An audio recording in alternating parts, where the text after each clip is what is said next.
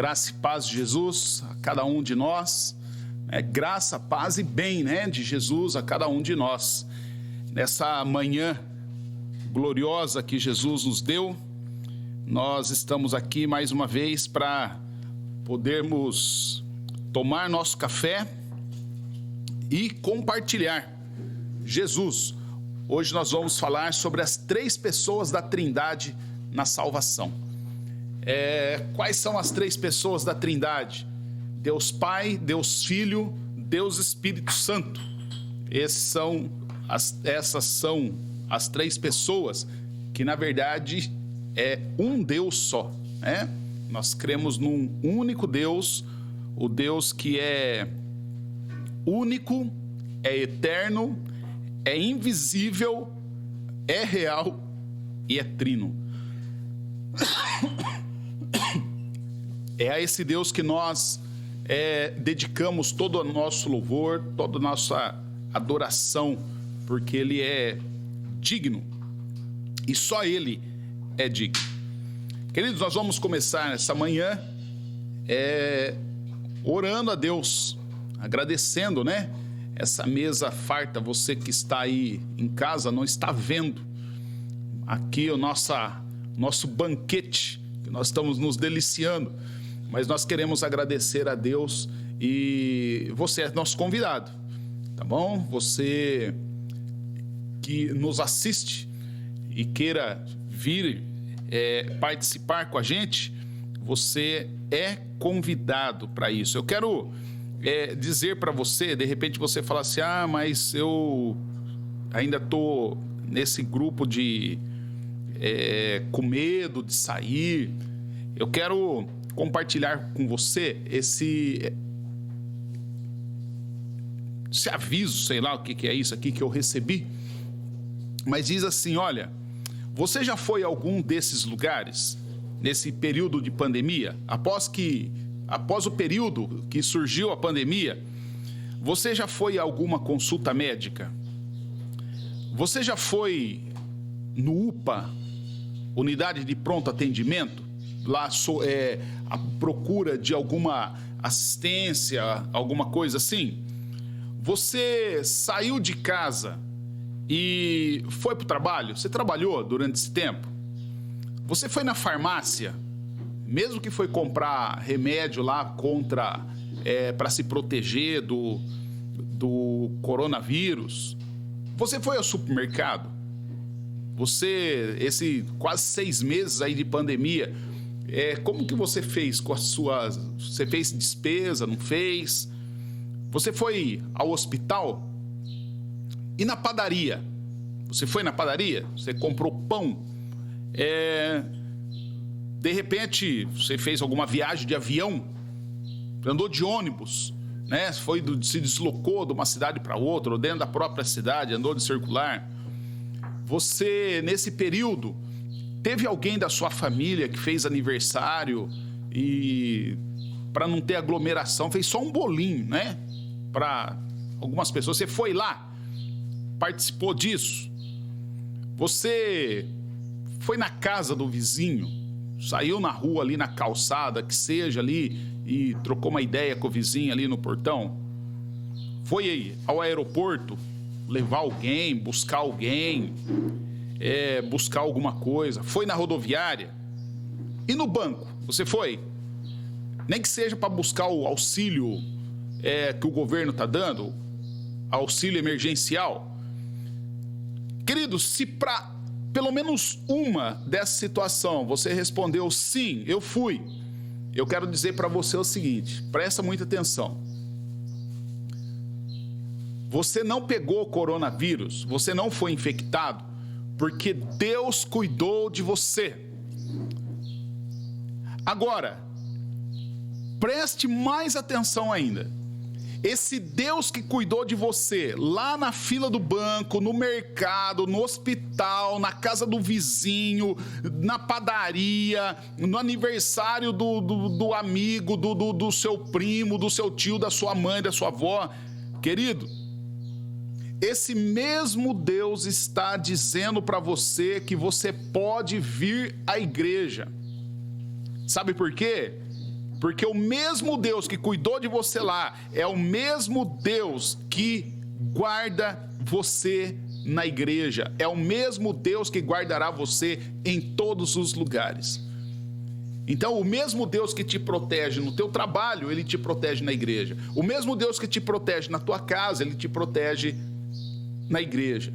Então, você pode sim estar em contato com seus irmãos. Você pode sim estar em comunhão, a menos que você opte por dizer, não, eu não quero. Eu não quero isso. Realmente eu não quero contato. E estou bem assim. Aí é uma outra questão. Mas se for questão de coronavírus, eu quero dizer para você, queridos, que Deus, Ele te protege. Ele te guarda. Se o Senhor não te proteger, se o Senhor não te guardar, em vão é tudo que você faz. Tudo, absolutamente tudo. Então que Deus te abençoe, que Deus nos abençoe e pense nisso. Tá bom? Pense que daqui a pouco às 19 horas, nós estaremos juntos de novo para celebrar a Jesus, para festejar, para ter comunhão, e você é nosso convidado. Que Deus te abençoe. Tá bom? Mas vamos ler a palavra de Deus. Aliás, nós vamos orar, né? Que eu falei que ia orar e nós não oramos. Dá café para mim, Rayane. E nós vamos, então, orar e continuar. Senhor Deus, nosso Pai, na Tua presença nós estamos. Queremos Te agradecer, Senhor, por esta manhã tão alegre, tão gostosa, tão iluminada que o Senhor nos deu. Queremos Te louvar, Senhor, porque o Senhor nos tem derramado bênçãos. O Senhor nos dá vida, nos dá saúde, nos dá alegria, nos dá paz. O Senhor nos dá condições de nos encontrarmos, nos reunirmos, de compartilhar vida na vida. Senhor Deus, eu Te agradeço por todo o Teu cuidado. Te agradeço, ó Pai, por cada um do Teu cuidado. Senhor Deus, e nesta manhã que nós vamos estudar a Tua palavra, eu quero apresentar diante do Senhor a vida daqueles que estão doentes, aqueles que estão enfermos. Quero apresentar diante do Senhor o Israel, que está lá acometido de Covid-19, isolado, ele, a esposa, a enteada. Senhor Deus, eu clamo ao Senhor, em nome de Jesus, que o Senhor cuide, guarde, proteja, livra, Senhor, de todo mal e dê a segurança de que o Senhor está no controle de todas as coisas. Pai, eu quero também nesse momento apresentar diante do Senhor a vida da Flávia, do Wellington. Senhor Deus, que a Flávia que tem enfrentado a dificuldade tão grande de saúde e sem saber o que acontece, sem saber qual é o verdadeiro mal que acomete ela. Senhor Deus, eu clamo ao Senhor que o Senhor abra as portas, que o Senhor ilumine os médicos que estão tratando dela, as pessoas dos laboratórios que estão responsáveis por fazer os exames. Senhor Deus, aqueles que estão coletando a coleta que ela precisa fazer lá do pulmão para fazer a biópsia. Senhor Deus, peço também ao Wellington que o Senhor dê graça a ele, para que ele possa suportar essa situação, para que ele possa se manter firme, constante, sempre abundante. Senhor Deus, sabendo que o ministério dele agora é cuidar da esposa, Abençoe os filhos também que estão longe, e vendo essa situação ou sabendo dessa situação à distância, e todos sem poder fazer qualquer coisa. Mas nós cremos no Senhor, cremos na Tua maravilhosa graça, cremos no Teu poder, e nós oramos assim, em nome de Jesus. Peço também pelo nosso estudo, peço, ó Pai, que o Senhor fale conosco, fale ao nosso coração, abra as nossas mentes, abra o nosso entendimento, para que nós possamos ter essa disposição mental apropriada, adequada, para que possamos ouvir e praticar a Tua palavra, para a Tua honra, para a Tua glória, em nome de Jesus. Amém. Amém, queridos? Se você vê, o nosso cenário hoje mudou, né? Agora nós temos uma estação aqui do Café com Deus. E você vê aí na sua tela, eu tenho certeza que deve estar bonito. Na minha eu não estou vendo, porque eu estou... Olha lá, ficou bonito pra caramba. Eu estou vendo aqui agora em high-tech, ao vivo e em cores, mas está muito legal. Eu tinha certeza que ficaria legal, ainda que eu não estivesse vendo na hora que eu estivesse gravando, mas está muito bom. Mas eu quero convidar você, querido. Hoje nós vamos falar sobre um tema bem legal, que é o tema que faz parte daquilo que nós cremos. Nós cremos em Deus Pai Todo-Poderoso, Criador do céu e da terra. Cremos em Jesus, seu Filho, seu único Filho, Deus de Deus. Cremos no Espírito Santo, que também é Deus de Deus, que não foi criado, o Filho, né, não foi criado, foi gerado. O Espírito Santo, que também é Deus de Deus, é imanente de Deus. Querido, e o que nós queremos estudar nessa manhã o que essas três pessoas da Trindade, Deus Pai, Deus Filho, Deus Espírito Santo, fazem ou fazem porque são três, e faz porque é um. O que ele faz na nossa salvação? E para isso, não adianta a gente divagar. Não adianta a gente imaginar, não adianta a gente supor, assim como também não adianta a gente especular. Olha, eu acho, né?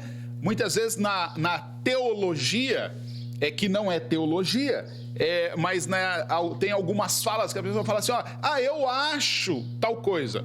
Para mim é assim. Querido, dentro do reino de Deus, dentro daquilo que nós aprendemos de teologia, não cabe esse negócio do eu acho, eu penso, eu me sinto bem com isso. Tem um monte de religião que caminha por esse lado, e por isso tem um monte de religião, porque um monte de gente procura se adequar a uma teologia, ou não procura se adequar a uma teologia, procura uma teologia que se adeque a ele.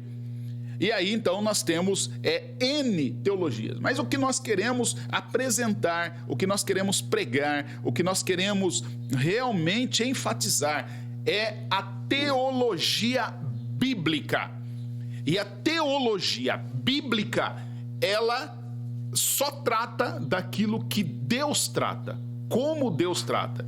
E por isso a nossa fonte de pesquisa, por isso a nossa fonte de embasamento, a nossa base é a Bíblia. E a Bíblia, o Paulo escrevendo a sua segunda carta aos Coríntios, pelo menos é a segunda carta que está registrada, que foi encontrada, né? Porque há indícios de que Paulo escreveu, na verdade, 3 cartas aos Coríntios, mas nós temos acesso a 2. Então nós não sabemos se segunda aos Coríntios é realmente a segunda carta aos Coríntios ou se é a terceira carta que ele escreveu aos Coríntios. Aos Coríntios, tá bom? Não foi pro Coríntias. Então, os corintianos aí, maneira. Então ele escreveu carta aos Coríntios. E ele escreveu assim, no seu primeiro capítulo, eu vou tratar hoje no verso 21 e verso 22, mas eu quero ler agora do verso 12 até o verso 24, que é o contexto onde esta carta se apresenta, onde esse tema se apresenta. E Paulo diz assim: pois nosso motivo de orgulho é este, o testemunho da nossa consciência de que nós temos vivido no mundo, principalmente em relação a vós, em santidade e sinceridade que vem de Deus, não em sabedoria carnal, mas na graça de Deus. Pois não vos escrevemos coisa alguma, a não ser aquelas que ledes ou que compreendeis, e espero que também a compreendais plenamente. Como também já em parte nos compreendeste, de que somos o vosso motivo de orgulho, assim como sereis o nosso no dia do Senhor Jesus. E, confiante nisso, quis primeiro visitar-vos, para que recebeis o segundo benefício, de visitá-los enquanto ia para a Macedônia, e de lá voltar até vós, e por vosso intermédio ser encaminhado à Judeia. Será que ao decidir isso, usei de leviandade? Ou será que ao decidir isso, eu faço como homem, para que haja da minha parte tanto um sim quanto um não? Mas, assim como Deus é fiel, a nossa palavra em relação a vós não é um sim e um não, pois Jesus Cristo, o Filho de Deus, que entre vós foi pregado por nós, isto é, por mim, por Silvano e por Timóteo, não foi um sim e um não, mas nele, no Cristo, sempre houve um sim. Pois, tantas quantas forem as promessas de Deus, nele está o sim. Portanto, também é por meio dele que o amém é dado para a glória de Deus por nosso intermédio. Mas é Deus quem nos mantém firmes convosco em Cristo, e foi Ele quem nos ungiu. Foi Ele também quem nos selou e pôs o Espírito Santo como garantia no nosso coração. Invoco a Deus por minha testemunha de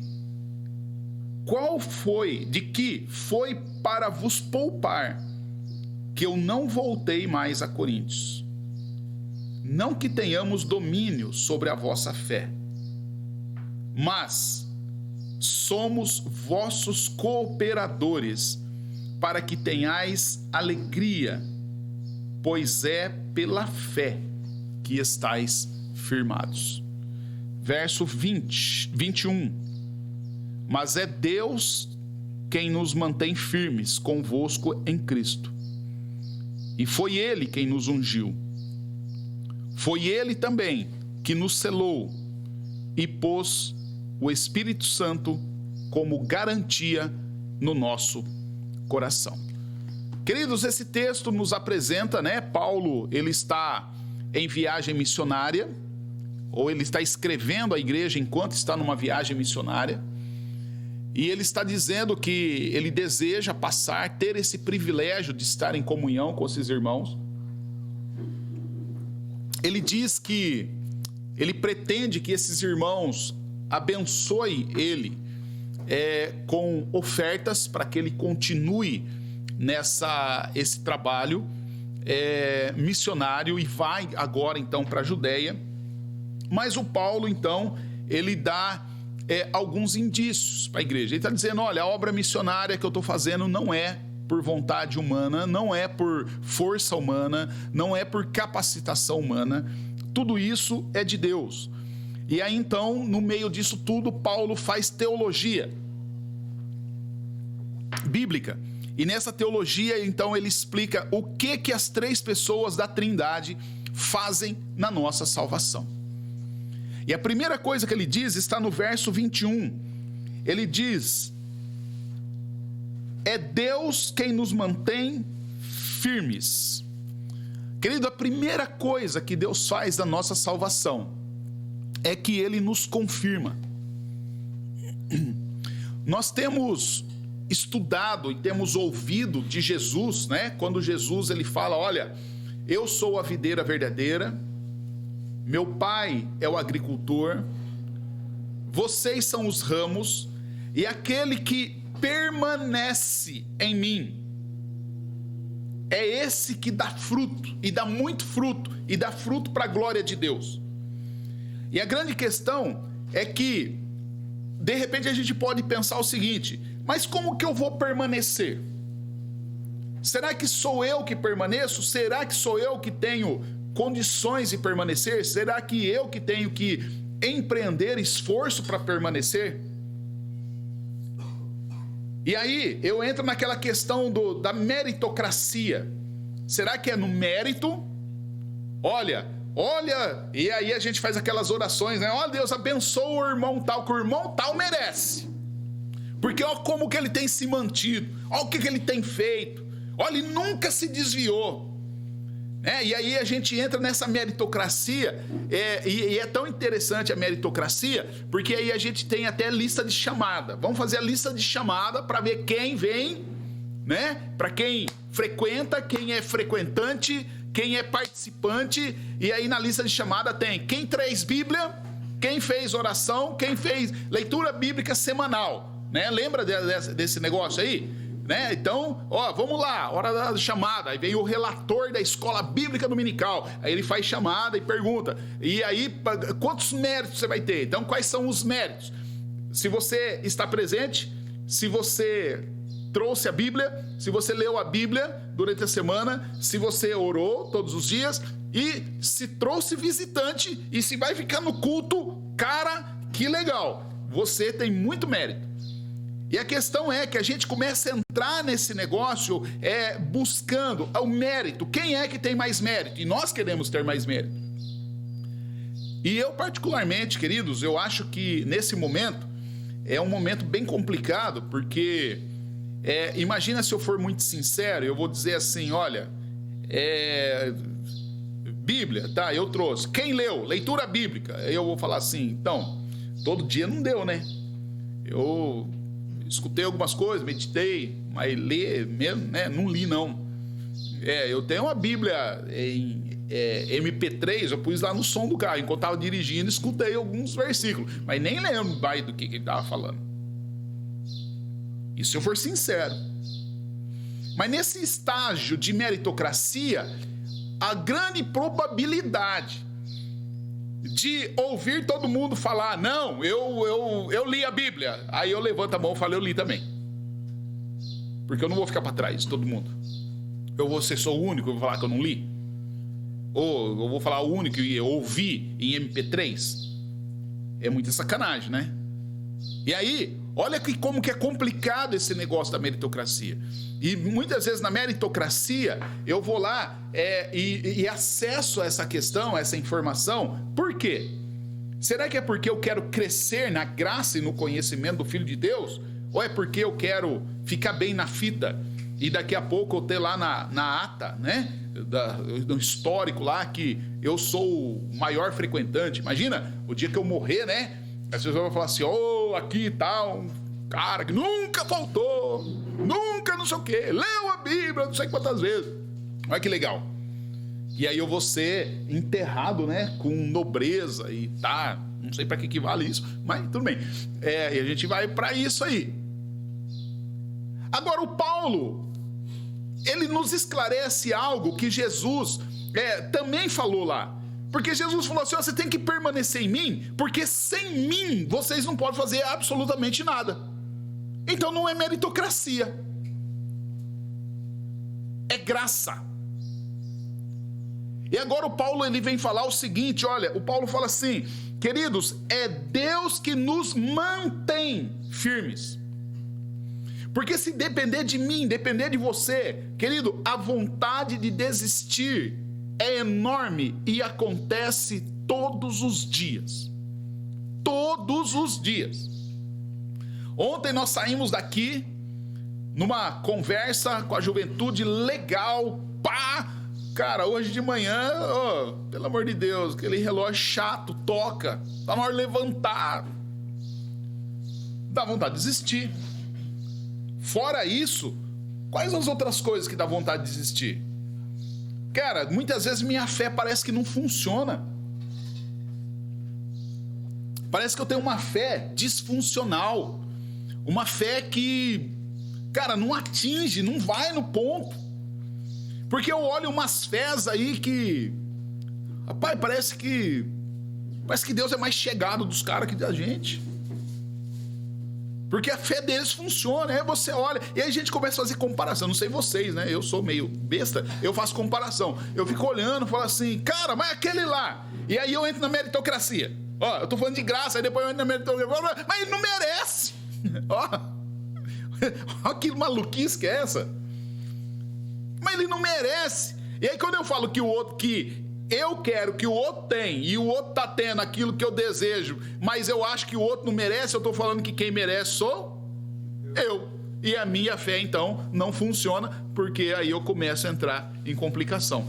E Paulo vem e esclarece isso, ele fala, queridos, é Deus que nos confirma, é Deus que nos mantém firmes. Então, o que o Paulo está dizendo é que a capacidade de perseverar, a capacidade de continuar na vida cristã, querido, não vem de nós, é uma dádiva de Deus, é um presente de Deus. Só permanece na vida cristã aquele que Deus presenteia e fala assim, para esse eu vou dar um presente, o presente ele vai começar e vai chegar ao fim, ele vai ter iniciativa, vai ter meiativa e vai ter acabativa, vai permanecer. E aí aquele que permanece, então Jesus falou, esse dá muito fruto para a glória de Deus. Dentro desses frutos, né, da glória de Deus, qual é o fruto? E muitas vezes nós pensamos, querido, que frutos para a glória de Deus seria almas convertidas. Quem produz almas convertidas? Quem, Suzana? É Deus, é Ele que convence, é Ele que encontra, é Ele que chama, é Ele que elege, é Ele que salva, é Ele que cura, é Ele que liberta, é Ele que muda a mente, é Ele que muda a disposição do coração, é Ele. Então que petulância é essa de eu falar que eu sou um ganhador de almas? Eu acho que é petulância um negócio desse aí. Se alguém perguntar pra mim quantas almas você já ganhou, eu posso responder com toda sinceridade, nenhuma. E olha que interessante que nessa questão de meritocracia, né? Quando eu sempre vivi em crise, porque as pessoas alguns olhavam pra mim e falavam assim, olha, cara, você tem um dom, você tem um chamado, você tem uma vocação. Só que tinha aqueles que falavam assim, quantas almas você já ganhou pra Jesus? E eu falava assim, rapaz, sei lá. Eu acho que nenhuma. E olha que naquele momento eu falava aquilo assim, no sentido de como fala? De baixa autoestima espiritual, porque, cara, tinha tanta gente que contava, o cara por dia, cara, ele ganhava não sei quantas almas. Eu não sei onde estava esse negócio, né? Porque a igreja não crescia, não saía do mesmo tamanho, mas o cara, não, ganhei tantas almas para Jesus hoje, só hoje. Eu falava, uau, e eu nada, cara. E agora eu tô há 6 anos pregando para a mesma galera e é estranho esse negócio, e parece que... parece que não vai, né? Parece que não vai, parece que não funciona. Então, aí eu entendi um dia que realmente, Paulo, quantas almas você ganhou para Jesus? Nenhuma, porque eu não morri por alma nenhuma, eu não dei minha vida por alma nenhuma, eu não deixei nada por alma nenhuma. O que eu faço todos os dias é proclamar o evangelho da graça de Cristo, na esperança que Deus, na sua grandiosa e rica misericórdia, tenha misericórdia de mim e não deixe meu trabalho ser em vão, e tenha misericórdia de quem me escuta, para que possa entender e falar assim: eu quero esse Jesus, eu quero seguir esse Jesus. Querido, quem é que nos mantém firme nesse negócio? De fazer algo que a gente não está vendo o que está acontecendo, não está vendo o resultado, não dá para dimensionar o resultado. Imagina se eu chegasse aqui com aquele negocinho agora que mede temperatura nas igrejas, nas empresas, né? Aí eu chego aqui, deixa eu ver hoje como que você está de crente. Pá, põe na testa assim, opa, 38% de crente. 50%. Minha esposa, 150, caraca, essa valeu, né? E aí, então, a gente mede, né? Faz uma lista ali, mede e fala assim, tá bom, hein? Tá crescendo. Ou então que esse termômetro for assim, é progressivo, né? Eu vou medindo e cada dia vai medindo. Hoje cresceu. Deixa eu ver, diminuiu hoje. Hoje essa semana ficou ruim. O crescimento dele, ele teve um decréscimo aí. Um animismo. A gente mede os crentes não, né? Mede lá, putz, isso aqui, cara, faz 30 anos que não sai do mesmo tamanho. Então, né? Então, se fosse assim, queridos, mas não é. Não é. Será que um dia vai achar crente vitalício? Oi? Será que um dia vamos achar um crente vitalício? Crente vitalício, põe lá na testa, opa, esse é crente vitalício. Cara, não rola, não é dessa forma. Querido, e isso para nós que nós entendemos, né? Deus me chamou para ser pastor e eu acho que eu sou um gestor. Ó, que loucura que é isso. E aí, como gestor, eu quero ter resultado. Pior, os outros olham para mim e querem que eu tenha um resultado. E aí, para eu, nessa ânsia de ter resultado e querer satisfazer os outros, eu caio na besteira, na loucura de repente querer produzir eu mesmo os resultados. E aí a gente entra num negócio muito louco. Então, queridos, nós precisamos entender, em nome de Jesus, que é o próprio Deus que continua. Ele começou a boa obra, está fazendo a boa obra e vai continuar fazendo a boa obra até o fim, até concluir, até acabar. É o próprio Deus que continua a conferir essa habilidade. Qual habilidade? A habilidade de nós perseverarmos, a habilidade de nós continuarmos na vida cristã. É o próprio Deus que confere isso a todos os crentes que nasceram de novo. Todo aquele que é nascido de novo, todo aquele que é nascido em Jesus. Querido, e ser nascido em Jesus é diferente de ser frequentador de igreja. A grande questão é: quem frequenta a igreja não necessariamente é nascido de novo. Agora, todo nascido de novo frequenta a igreja. Dá para entender isso? Todo crente que é nascido de novo, ele frequenta a igreja. Ele quer participar da comunhão. Se há alguém que diz, não, eu sou nascido de novo, sou uma nova criatura em Deus, sou uma nova criatura de Jesus, Jesus me transformou, Jesus mudou a minha vida, Mas eu detesto esse negócio de igreja, não quero estar no meio dessa gente. Há algo complicado nisso aí. Há algo que precisa ser revisto, porque alguma coisa está fora de lugar.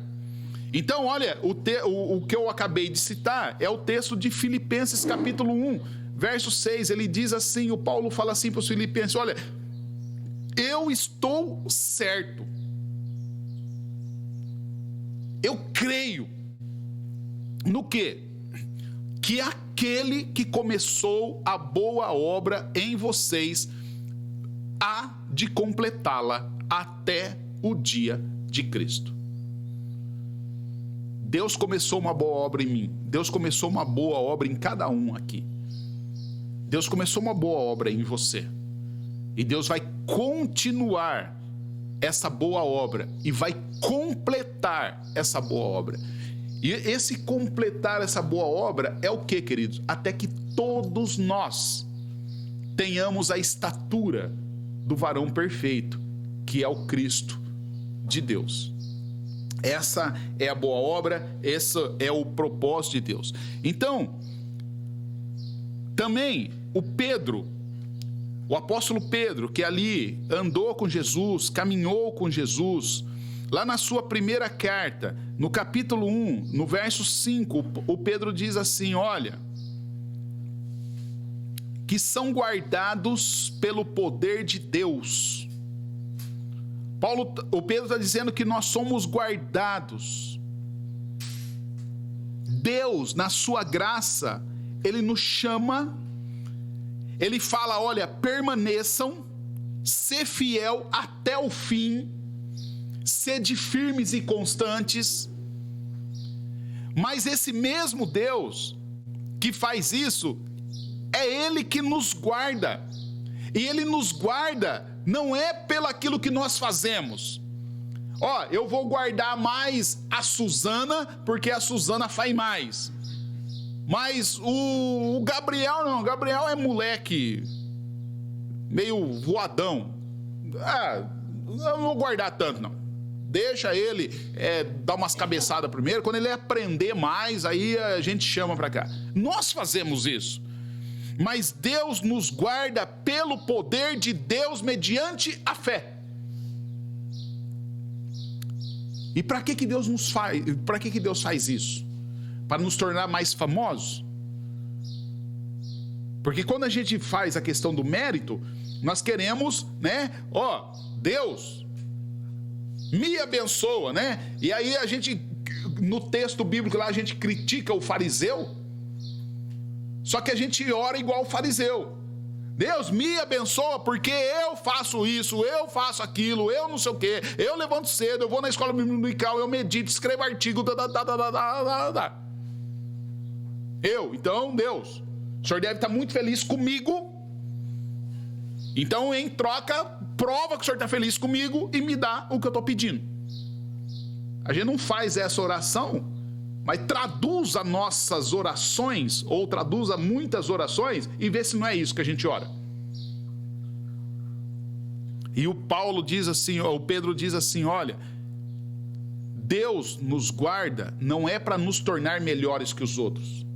Não é para que a gente tenha um acesso mais glamuroso que os outros.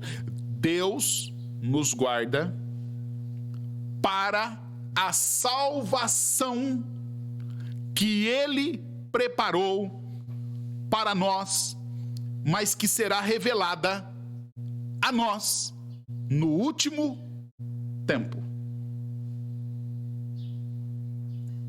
Há uma salvação para cada um de nós.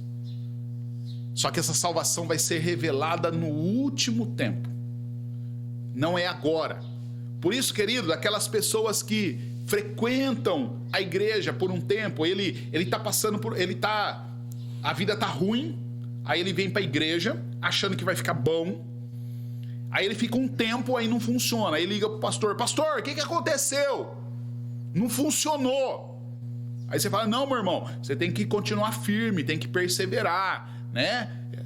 Não funcionou. Eu vou lá na outra porque você não tem unção. O outro tem. O outro promete, tá. Se eu der 5 lá, tá. Resolveu o meu problema. Não entendeu o cristianismo, cara. A obra de Deus não é resolver seu problema imediato. Pode ser que resolva. Mas a obra de Jesus é que Deus nos guarda com o poder dele para a salvação que é dele, que quem vai revelar é ele e vai revelar no tempo dele. E o tempo dele não é agora, é no último tempo. Deu para entender? Por que Jesus fala, ser fiel até o fim? E é no fim que eu vou te dar a coroa da vida, não é no meio, não é no começo. Não é a hora que você quiser, não é a hora que você determinar, não é a hora que você reivindicar. É no tempo dele, é no tempo que ele determinar. E ele falou que a coroa da vida é só no fim, é no final. Não vai ser antes, não vai ser depois. Então, queridos, aqueles que são guardados por Deus dessa maneira, eles continuam firmes, eles continuam a confiar em Deus, eles continuam a confiar em Cristo e faz isso por toda a vida. Por quê? Porque é Deus que nos protege por meio da fé que Ele mesmo nos deu. Olha, você já viu fulano que é um fulano de grande fé? E tem gente que ainda fala assim, que é o outro que é de grande fé. Agora tem aquele que é mais bocão ainda e fala assim, eu sou de grande fé. Eu tenho uma grande fé. Esse eu tenho uma grande fé é muito complicado. Porque a grande questão é que Deus nos protege pela fé que nós temos, sim. Mas a fé que nós temos, querido, é a fé que Ele nos deu. E a gente precisa entender que a salvação de Deus, a salvação de Deus, é pela graça que é de Deus. E é pela fé que Deus nos dá. Deu para entender o que eu tenho para me gabar? Nada, porque até a fé que eu preciso não é minha, é Deus que me dá. E aí eu desenvolvo a fé. Como que eu desenvolvo? Eu vou passando pelas dificuldades da vida, pelas aflições da vida, vou apanhando da vida, e aí eu me mantenho firme, sabendo que Deus está no controle de todas as coisas. E aí eu sei, se uma porta não se abrir, não é porque Deus tem uma porta melhor. Se uma porta não se abrir, é porque Ele não abriu a porta. E se Ele abriu uma porta, alguns falam assim, né? E se essa porta não abriu, é porque Deus tem uma porta muito melhor. Não, de repente Ele não abriu a porta porque não quer abrir a porta. Ele falou que Ele faz tudo do jeito que Ele quer. E faz tudo para a honra e glória dEle. Então, se Ele não abriu uma porta, é porque Ele falou, não vou abrir porta. Não vai entrar, não vai passar, desvia, vai para outro lugar. Pode ser. E por que Ele faz isso? Porque Ele é Deus. Aí Ele não abriu a porta porque, você viu, você está em pecado. Não, de repente você não está em pecado. Você não está em pecado, você está vivendo em santidade de vida, mas Deus fala, não vou abrir porta nenhuma, porque eu quero dar para você só a minha graça te basta e está de bom tamanho. E isso fortalece a minha fé, porque eu vou dependendo, vivendo na graça de Deus, de graça em graça, de fé em fé, um dia de cada vez, um momento de cada vez, uma situação de cada vez, e aí eu vou crescendo em graça e conhecimento do Filho de Deus, até me tornar a estatura de varão perfeito, para a honra e glória de Deus. É assim que funciona. Então, queridos, o que mais Deus faz na nossa salvação? Versículo 21, ele diz assim: mas é Deus que nos mantém firmes em Cristo, e foi Ele que nos ungiu. Esse negócio do ungir aqui é complicado. Quando chega nesse momento nosso aqui, é muito complicado, né? Por quê? Alguns já olharam para mim e já deram risada. Por quê? Por que vocês riram? Essa é a primeira questão. E o que vocês acham que é complicado? Alguém quer se manifestar aí ou não? Fala aí, Roberto. Fala alto. Certeza. Por quê? É que há alguns crentes que procuram uma igreja e quando olha o estilo do pastor, pensa que o pastor não é ungido por Deus. Algumas pessoas olham o estilo da igreja e acham que o pastor não é ungido por Deus. Ou a igreja, né? O que mais? Tem alguma aí para falar? O que é? Você aí, Suzana, que riu. O que você acha desse negócio aí? Da unção. Do ungido. Não quer falar?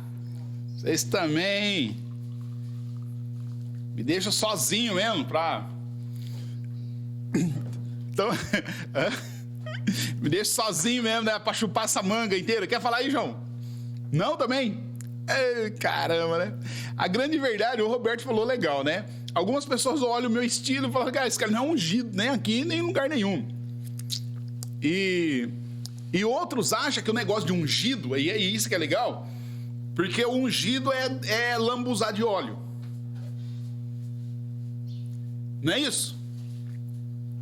Cara, não é, João? É a pessoa que é escolhida. Paulo era assassino de cristão e virou um dos maiores apóstolos de Deus, porque ele foi ungido por Deus para fazer esse tipo de... Isso. João, você está teologicamente correto, tá? Mas assim, o que alguns pensam? Será que as pessoas pensam isso que você está falando? Porque será que é isso que é pregado? Porque, você vai numa livraria aí chamada cristã, que pra mim é livraria de Umbanda, se tem lojas de elementos de macumba, aquilo lá é loja de boa cumba, né? Porque lá na macumba tem a loja de macumba, tem os negócios lá, né, pra fazer maldade, sei lá, né, não sei se faz maldade, eu tô sendo preconceituoso, tá bom? Não tô criticando a religião, eu tô falando da minha religião. Agora, na minha religião, os caras têm umas lojas também que é igual, só que é boa cumba, porque lá tem óleo da unção, tem o sal no benzido, tem a rosa de Saron, tem não sei o quê. Vou lá saber de onde que arrumaram esses troços aí. Mas, e o cara que se apropria desse negócio, aí ele é o bonzão. Que a pessoa, você vem aqui, eu pego um olhinho, pum, lambuzo você. Pessoal, as meninas acabou de passar maquiagem, vem na igreja, o pastor mete óleo da unção, acaba com a maquiagem das irmãs. Cara, pensa na maluquice que é isso, cara. Eu acho que é por isso que a turma não me leva a sério, né, cara? Eu acho que eu sou muito... Pessoa que tem tendência à espinha. Cara, verdade. A pessoa que tem tendência à espinha, né? Aí eu venho, cai, lambuzo o cara lá. Mas por que é? Não, porque eu fui ungido, né? Quem foi, Suzana? Fala, Suzana. Não vai gravar, Suzana. Pode falar. Se for grave, eu não problema. É porque o coronário também foi ungido. E quando nós fizemos a crisma, também o bispo passou o óleo em nós. Então é um tipo de... Você é ungida. Glória. Tem mais poder, pastor. Tá vendo? Então, querido, quando Paulo está falando que Deus nos ungiu, ungir, lá no contexto que Paulo está falando, realmente, a palavra que ele está usando, ungir, ela é mesmo derramar óleo sobre a cabeça. Mas presta atenção. Derramar o óleo na sua cabeça ou só fizeram o sinal da cruz? Molhou o dedinho, papum. Então só dá uma lambuzadinha. Não, ungir é tomar banho. Então você não foi ungida. Não foi, tomou banho de óleo. Saiu patinando assim, deslizando. Então não tomou banho. Então não foi ungida. Isso, então não foi ungida. Até porque, se for ungir hoje, né? Todo mundo vai ficar caro. O óleo tá caro, não tá? Pensou que não, você vem e despeja um negócio de óleo na cabeça? Pelo amor de Deus, vai arrumar dinheiro lá longe pra isso. Entendeu? É mais caro ainda. Outra já quer ser ungida com azeite de oliva. Cada um. Os caras são. Né? Então, esses dias foi muito legal. Esses dias, né? Algum tempo foi muito legal. Que tinha uma igreja aí. E o pastor, ele pegou, queria abençoar os membros da igreja. Claro que a bênção era mediante a uma boa quantidade de donativo que o cara daria para a igreja, em dinheiro, é claro, né? Porque não pode ser também donativos de outra forma. Não é dom espiritual, esse negócio não precisa. Ele precisa de grana. E aí o pastor comprou lá um monte de azeite, diz ele que era azeite, colocou num tamborzão bem grande assim, parecia uma taça grandona, e pegou uma Bíblia grande, enfiou lá dentro, né? Para a Bíblia ficar curtida no azeite. E aí então, depois no dia lá, tal, ele oraria, consagraria, arrancaria as páginas da Bíblia. E quanto mais páginas da Bíblia curtida no azeite você tivesse, você seria abençoado. Cara, vá ser louco lá na casa do chapéu. E quem comprou essa Bíblia? E compraram a Bíblia, acabou. Teve nego lá que quis arrematar o leilão e já ficar com a Bíblia inteira. Você balança a cabeça, mas é assim. Querido, a palavra de Deus diz que Deus, sim, ali, naquele contexto lá do Antigo Testamento, o ungir era derramar óleo na cabeça. E com frequência o derramar óleo na cabeça não era para a pessoa ser abençoada, porque aqui no nosso contexto, quando alguém faz uma mancha de óleo na sua cabeça, não sei o quê, ele está dizendo assim, olha, eu estou te abençoando. Lá naquele contexto, o ungir, o derramar óleo na cabeça, não era para abençoar, era um sinal de que Deus tinha te chamado para fazer a obra dele, com a capacidade dele. Então ele confirmava publicamente que ele te chamou, ele te capacitou para você ir e fazer toda a boa obra para a glória dele, e não para você receber méritos algum. Mas agora o que o Paulo está dizendo é o seguinte: o Paulo lembra que, assim como lá no passado Deus decretava ou proclamava ou embasava ou atestava essa capacidade por meio desse sinal de ser ungido, Paulo está dizendo assim, que assim como Deus ungiu a Jesus para o serviço e ministério específico, Deus também nos tem ungido para os nossos ministérios. Só que o Paulo diz assim: Deus não nos ungiu com óleo. Não é com óleo que nós somos ungidos. Nós somos ungidos com o poder do Espírito Santo de Deus. Tem gente que pergunta para mim: pastor, você acredita no Espírito Santo? Claro que eu acredito no Espírito Santo. Se eu não acreditar no Espírito Santo, como que eu posso pastorear? Você acredita nos dons do Espírito Santo? Claro, acredito em todos, porque senão eu não posso pastorear. Agora, não vem lambuzar minha testa com óleo, porque eu não aceito. Porque o meu chamado, a minha capacitação, o atestado da minha vocação, quem deu foi o Espírito Santo de Deus, que habita dentro de mim.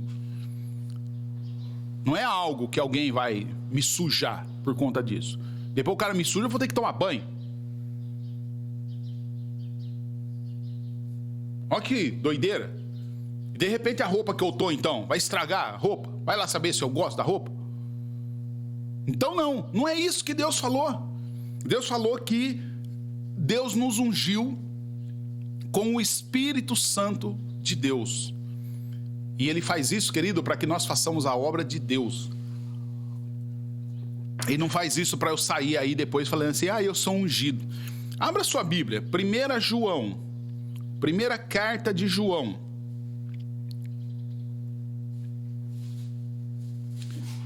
Capítulo 2, verso 20.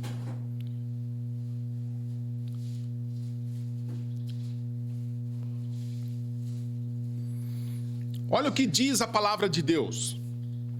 Mas vocês têm a unção que vem do Santo, e todos têm conhecimento. Verso 27. Quanto a vocês, a unção que vocês receberam dele permanece em vocês, e não precisam que alguém os ensine, mas a unção dele os ensina a respeito de todas as coisas, e a unção dele é verdadeira, não é falsa. Então permaneçam nele, como também ele ensinou a vocês. Deu para entender? Tem dúvida nisso aí? Quantas vezes eu preciso que alguém derruba o óleo na minha cabeça para eu ficar cada vez mais santo? Porque os caras que vai atrás da unção lá, que o cara tem lá, no olhinho, no frasquinho lá, o cara precisa renovar esse óleo todo dia. Aí o cara ungiu de manhã, vai embora, tomou banho, voltou, acabou a unção. Precisa ser ungido à tarde de novo. Ficou doente, toma unção. Não sarou, mais unção. Aí acabou o dinheiro, queridão, você não tá muito bom não, você não tem fé. A palavra de Deus diz que a unção que Jesus nos deu, a unção do Espírito Santo, que é o Espírito Santo em nós, ele é para uma vez só. E essa unção que nós recebemos, o Espírito Santo de Deus, que nos convence do pecado, da justiça, do juízo, ele nos ensina a respeito das coisas que são verdadeiras. E a unção de Deus é verdadeira e não é falsa. Então, cada um de nós devemos permanecer nesse Jesus, nessa unção, no Espírito Santo, em Deus Pai. E não nessa maluquice de vem pra cá, põe Bíblia dentro do óleo e vende página da Bíblia. Queridão, o salmista nos ensinou assim: escondi a tua palavra no meu coração para eu não pecar contra ti. Não foi eu comprei umas páginas da Bíblia regada, curtida no azeite para ser abençoado por ti. Muda totalmente. A outra questão que Paulo fala, ele fala no verso 22, ele fala, e foi ele também que nos selou. O que é selar? Hoje para nós a gente pensa que selo é o quê? Eu pego um negócio lá, ponho no correio e mando, né? A carta está selada, está pronta para ser despachada. O que era o selo?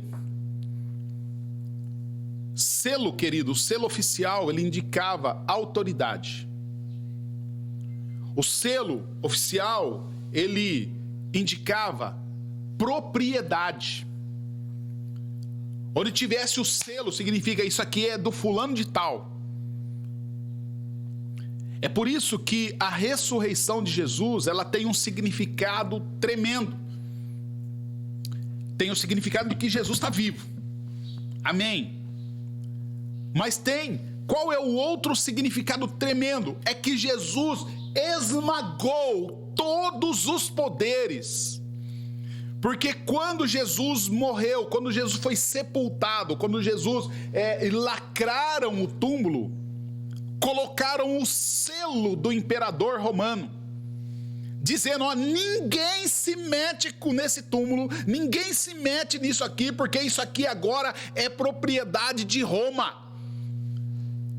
E Jesus, no domingo pela manhã, no terceiro dia, ele rompe aquele negócio, arranca selo para lá. Então, querido, a grande questão não é quem arrancou a pedra do túmulo, a questão é quem foi que pegou o selo de propriedade de Roma, da autoridade de Roma, e falou, acabou.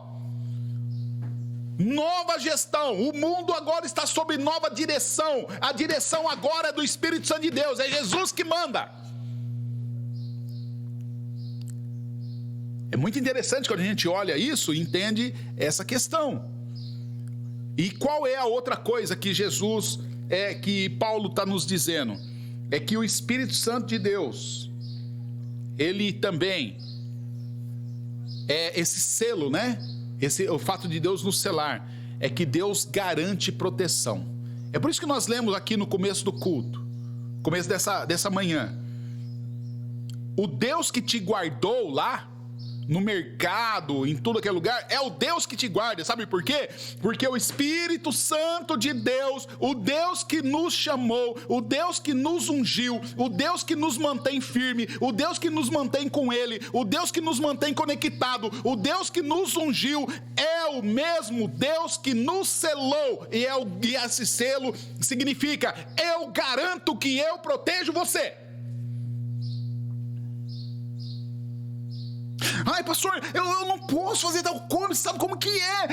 A pandemia tá vindo, tá não sei o quê. E pá, cara, é Deus que conserva você, é Deus que protege você. Ele garante isso. Ele garante que 1000 cairão ao seu lado, 10.000 à sua direita, mas você não será atingido. Querido, ou eu creio nesse Deus, ou eu rejeito esse Deus.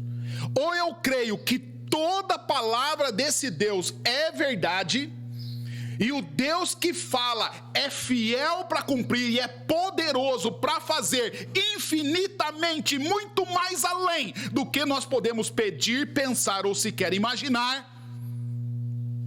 Ou eu paro de brincar de evangelho e vou fazer outra coisa da vida. Porque essa fé nanica, essa fé anêmica, não é uma fé que agrada a Deus, não é uma fé que salva.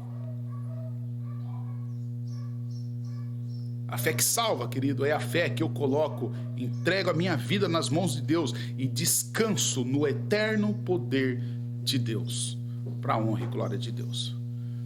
Eu tenho dito aqui que eu prego um evangelho puro e simples. Só que eu tenho dito que esse evangelho puro e simples, ele é um evangelho punk, porque não é para qualquer um. Não é um evangelho para menino.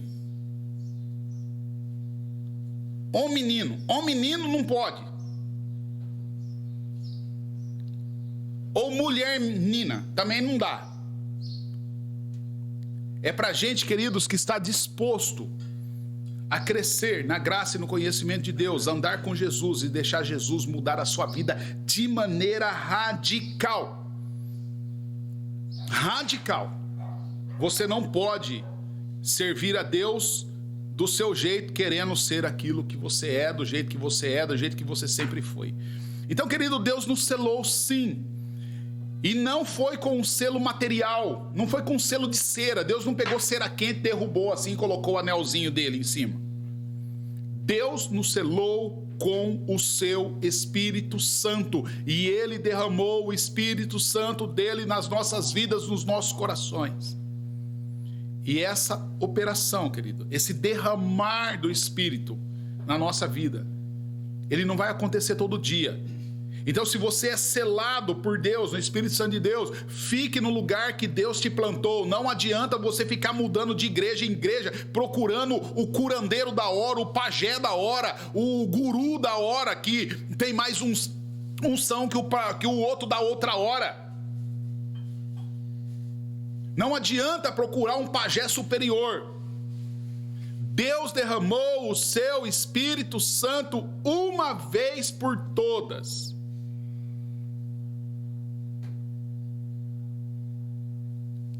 E ele fez isso no momento em que você se converteu. No momento em que você entregou sua vida para Jesus. E ele falou que aquilo que ele começou a fazer no momento em que você entregou a sua vida para Jesus, ele vai continuar aperfeiçoando e vai concluir a obra no dia de Cristo, no final. Mas também há o último ponto, que ainda no verso 22, ele fala: ele pôs o Espírito Santo como garantia no nosso coração. Algumas traduções vai dizer que ele nos deu o penhor do Espírito Santo. Né? A palavra garantia a gente entende mais, mas quem está aí no mundo dos negócios vai entender que essa questão do penhor, o que é um penhor? É um depósito, é uma primeira prestação, é um cheque calção. E o que significa isso? Para ser mais correto, quando você vai alugar uma casa e a pessoa fala assim: olha, você me deixa um cheque calção, ou você paga 3 meses de aluguel antecipado, essa é a garantia. O que a pessoa está te pedindo? Um penhor. O que o Paulo está dizendo? Que ele pôs o Espírito Santo de Deus em nós como penhor, como garantia. O que o Espírito Santo de Deus em nós faz? O Espírito Santo de Deus, quando Deus dá o seu Espírito Santo para nós, não é aquela questão que tem pessoas que falam assim: olha, você já foi batizado no Espírito Santo? Eu já fui batizado no Espírito Santo. Porque eu falo em línguas, eu não sei o quê, eu bebê. Como se ser batizado no Espírito Santo era para fazer mágica. Cara, o que a Bíblia está dizendo é que Deus nos deu o seu penhor, Deus nos deu o Espírito Santo dele para nos capacitar para boa obra, mas também para garantir que a obra que ele começou a fazer, ele vai concluir. É do tipo assim: olha, eu comecei pagando preço, eu comecei chamando, eu comecei amando, eu dei meu filho por amor, meu filho morreu para sua salvação, eu te chamei para um serviço, eu te comissionei, agora eu dou o Espírito Santo para te capacitar para esse negócio, e também o Espírito Santo em você é para garantir, você vai conseguir. Eu não te chamei para algo que você não consegue. É óbvio que se você for sozinho você não vai conseguir, mas eu estou garantindo que você vai conseguir, porque o meu Espírito Santo está em você. Ou seja, Deus dá o Espírito Santo como garantia de que nós teremos sucesso, porque todo o preço ministerial já está pago, e está pago inteiro na pessoa de Jesus. É por isso, queridos, que eu não preciso morrer pela igreja de Jesus. Jesus já morreu pela igreja dele. Eu não preciso morrer por aquele irmão, porque Jesus já morreu por ele. Jesus já fez tudo. Jesus me chama para participar com ele da obra dele e garante que o sucesso é dele, porque a obra é dele.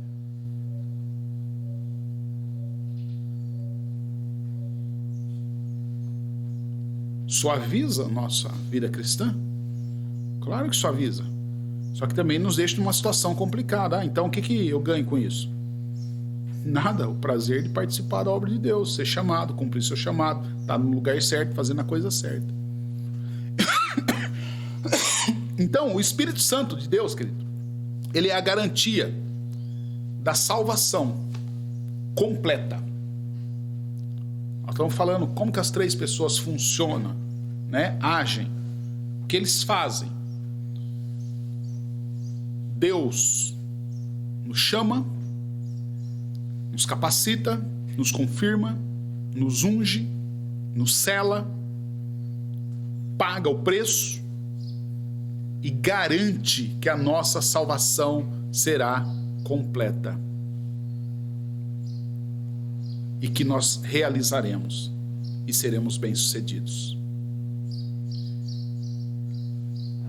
Mas a outra coisa que a Trindade faz, a outra coisa que a Trindade faz na nossa salvação, é a garantia de que a nossa salvação não é escatológica. Eu não vou ser salvo depois que eu morrer. Eu não vou ter vida eterna depois que eu morrer. A vida eterna, a vida celestial, a vida de gozo, a vida de contemplação já começou. Já começou no dia que eu entreguei a minha vida para Jesus. O dia que eu chegar no céu, só vou continuar, mas o começar é agora. Então, querido, louvado seja Deus. Amém?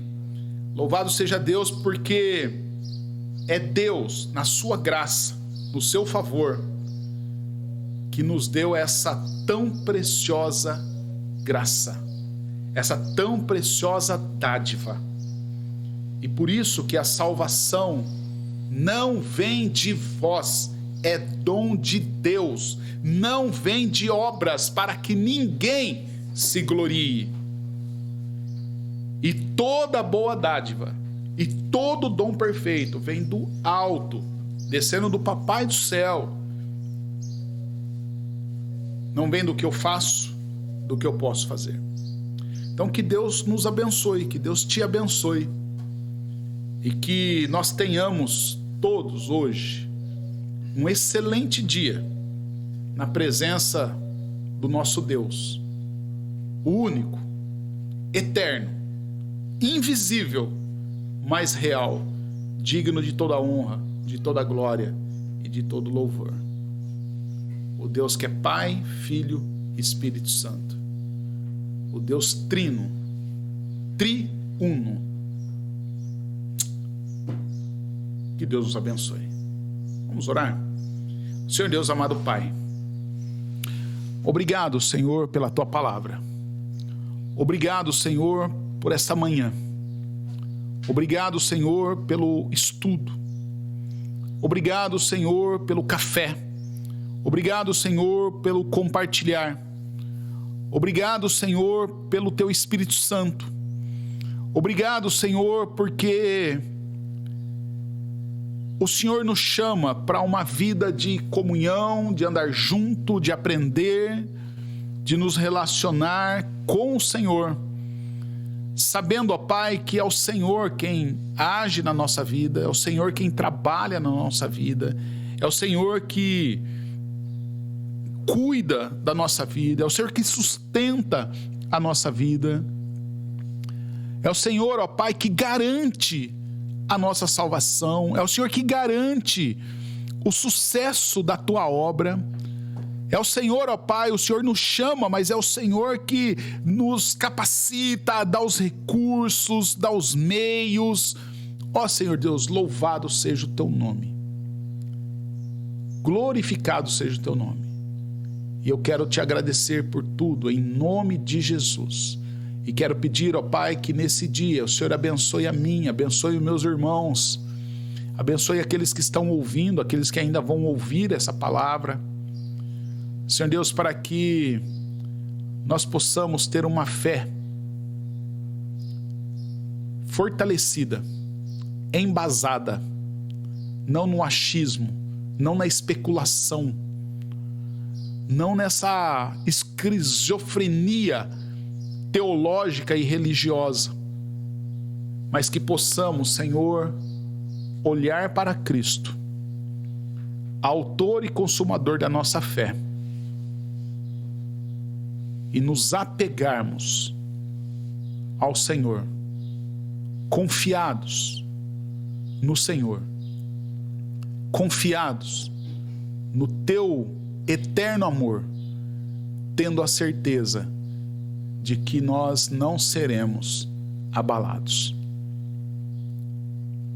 Eu Te louvo, Pai, no nome santo poderoso, redentor, salvador de Jesus Cristo.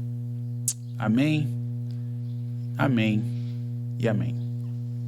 Deus te abençoe, tenha uma boa tarde na presença de Jesus.